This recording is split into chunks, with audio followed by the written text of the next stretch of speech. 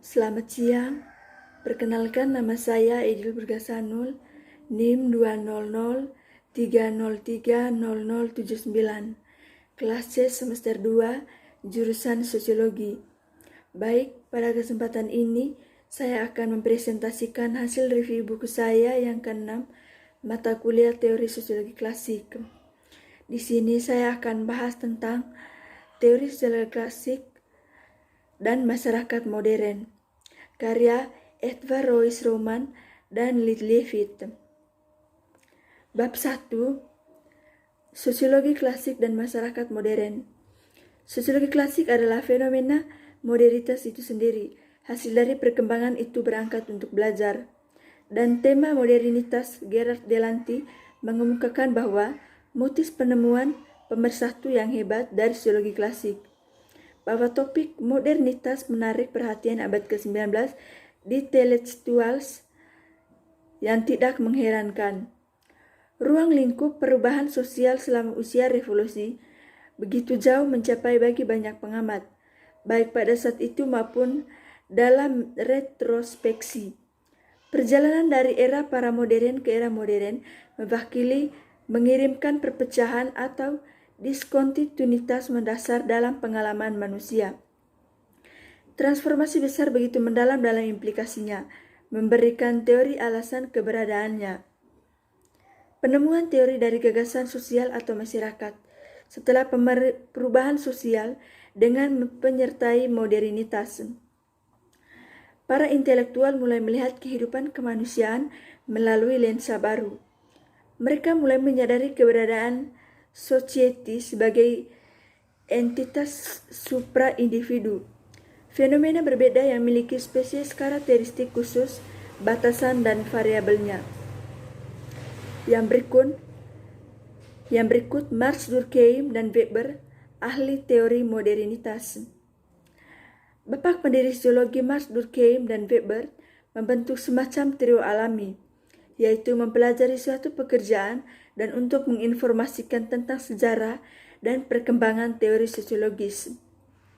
Untuk belajar apa artinya berpikir secara sosiologis, untuk mendapatkan apresiasi atau usaha sosiologis dan praktek penelitian sosial, untuk memperkenalkan diri dengan perspektif yang berbeda dan aliran pemikiran di dalam lain, dan untuk memperoleh pengetahuan latar belakang yang diperlukan untuk memahami isu terkini dalam kontroversi di lapangan.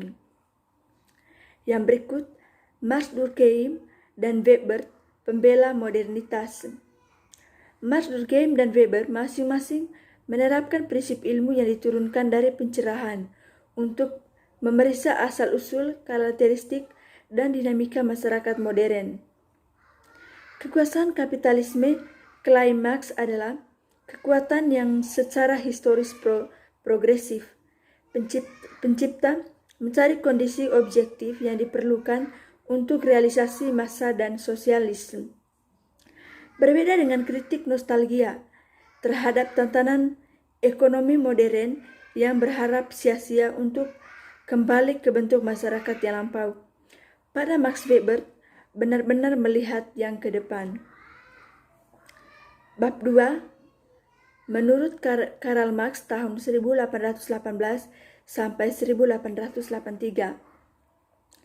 Karl Marx mengemukakan tentang sosial utopis, memuji pandangan kritis mereka terhadap kondisi modern. Tetapi pelukannya pada tujuan revolusioner membawanya ke jalan yang berbeda. Para pendukung perspektif ini percaya bahwa politik lembaga sosial, proses politik, dan keputusan kebijakan pemerintahan adalah faktor penting yang menentukan kualitas kehidupan sosial, fungsinya masyarakat etik, dan jalan sejarah. Kekuatan budaya menerima tagihan tertinggi untuk orang lain.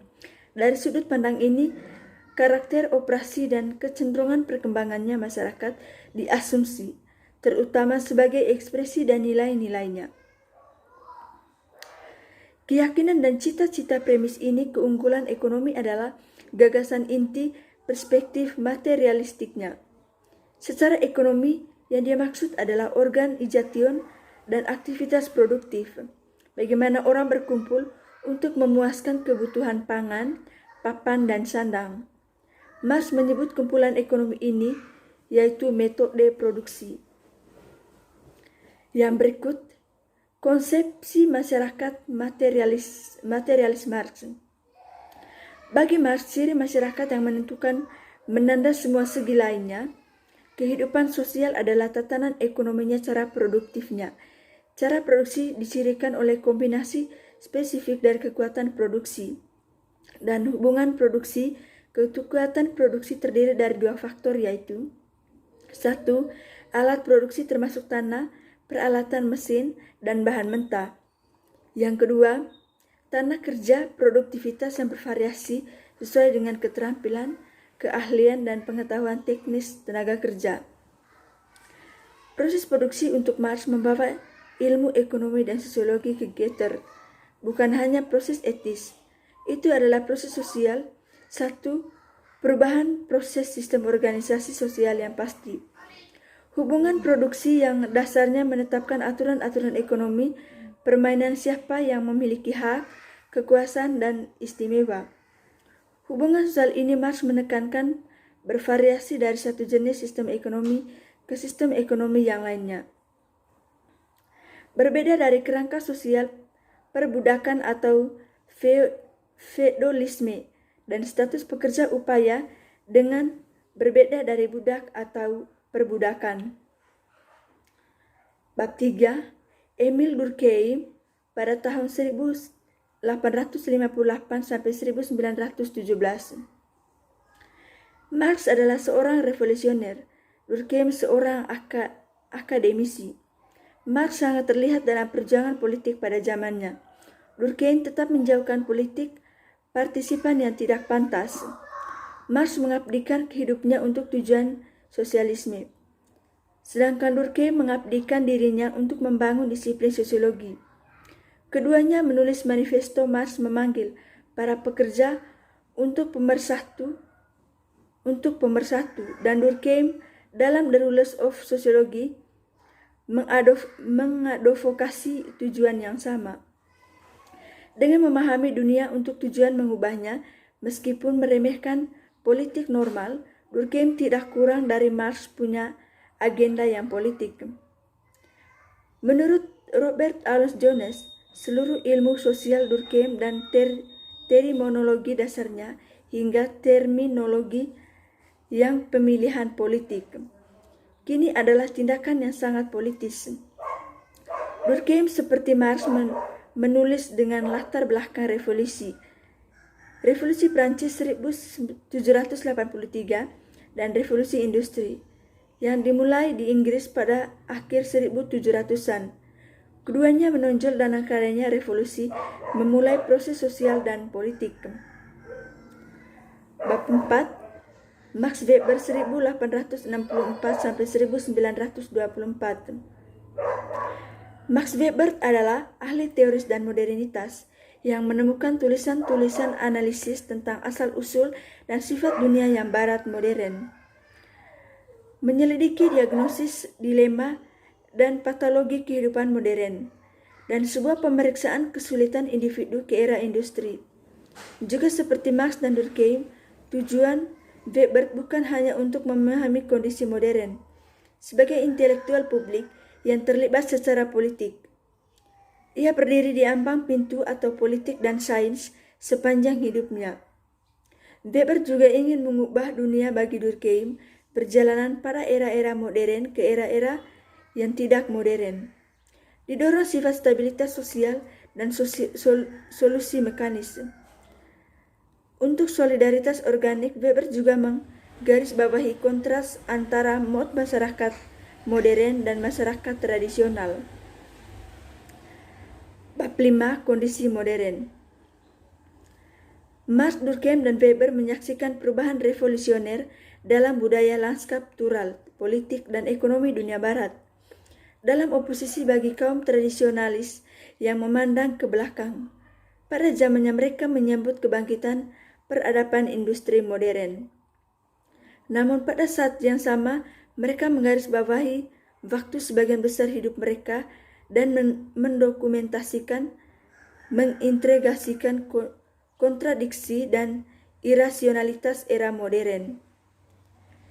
Yang berikut, Karl Marx, takdir kelas kerja. Marx adalah seorang ilmuwan kolaborator lamanya. Friedrich Engels berkata di sisi kekuburannya, tetapi lebih dari apapun yang dia jelaskan adalah seorang revolusioner. Misi hidupnya adalah untuk mempromosikan penggulingan masyarakat kapitalis dan pembebasan proletariat modern.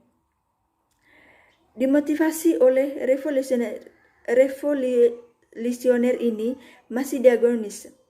Marx tentang kondisi modern dilakukan dari sudut pandang kelas pekerja mengambil bentuk untuk terhadap kapitalisme. Bab 6. Nasib individu. Individu dan individualisme sebagai konstruksi filosofis, normatif ideal, dan objek penyelidikan empiris telah menjadi salah satu yang paling minat sosiologi dan teori sosial. Saat pertama kali diperkenalkan ke wacana publik di Eropa abad ke-19, istilah individualisme memunculkan dua set ide yang berbeda. Kedua konsepsi itu modern asalnya. Yang pertama untuk dari pencerahan dan revolusi Prancis, dan yang kedua menyertai kebangkitan kapitalisme laissez-faire. Politik atau ekonomi fenomena individualisme awalnya menimbulkan ketakutan akan anarki dan pembubaran. Bagi Durkheim, kemunculan pesat industri modern, ekonomi menimbulkan egoisme, anomie, dan ketidakstabilan.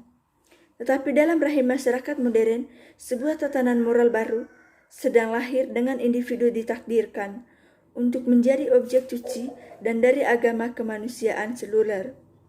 Untuk Weber, proses rasionalisasi mengancam untuk membiarkan individu tersebut di penjara kandang besi dari tatanan ekonomi yang modern.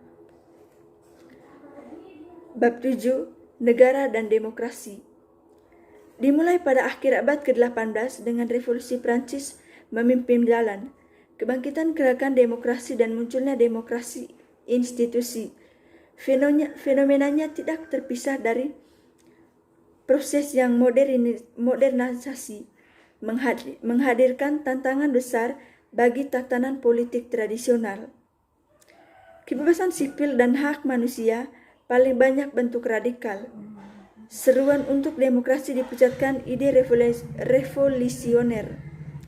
Marx dan Durkheim dan Weber masing-masing sangat berkomitmen pada ide ini. Sebagian besar berasal dari mereka keyakinan dan kesetiaan politik yang bertentangan.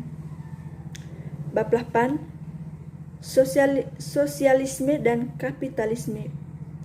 Transformasi besar yang memunculkan kapitalisme modern akibat terjadinya bangkit ke antitesisnya. Teori dan praktik sosialisme.